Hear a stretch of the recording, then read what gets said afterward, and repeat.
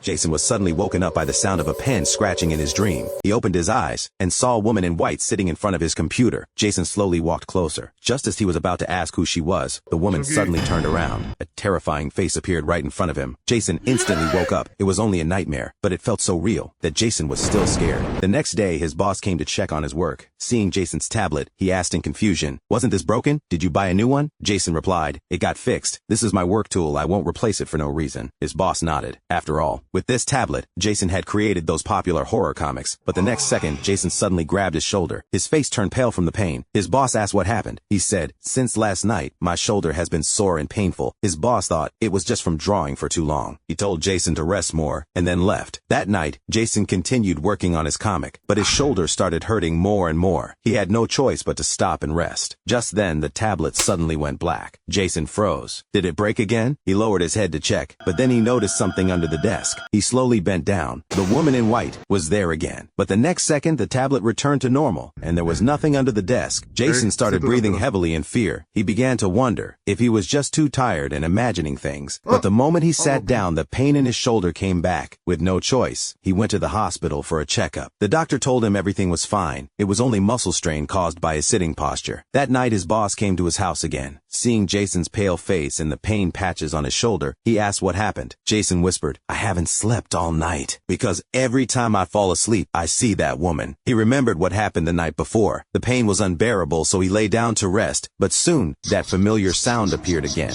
Jason looked around and finally realized the sound was right in front of him. That woman was using her mouth to imitate the sound of drawing. Jason fainted from fear. His boss frowned. "Did drawing horror comics make you hallucinate?" Jason shook his head. "No, this never happened before." Just then, his neck started hurting again. His boss took out his phone and took a photo. "I have a posture correction app. Try it." But Jason didn't care at all. He only wanted to finish his work. His boss had no choice but to leave, telling him not to push himself too hard. Just then, the news suddenly reported a female comic artist was found dead at home. Jason looked at the screen. He froze instantly. That woman was the same woman in white he saw every night. Right after that, the repair shop called. "Sorry, we gave you the wrong tablet. Your tablet was mixed up with a female comic artist tablet." Jason was completely stunned. The next second, his boss sent him a photo and asked, "What is that on your shoulder?" In the photo, standing on Jason's shoulder was a pair of pale feet. Suddenly, the lights in the room started flickering. A woman's voice came from behind him. "Could you move over? My deadline is almost here." Jason screamed in fear. It turned out the woman wasn't there to hurt him. She only wanted her tablet back so she could continue working. After all, a comic artist who can still work after death is truly too dedicated.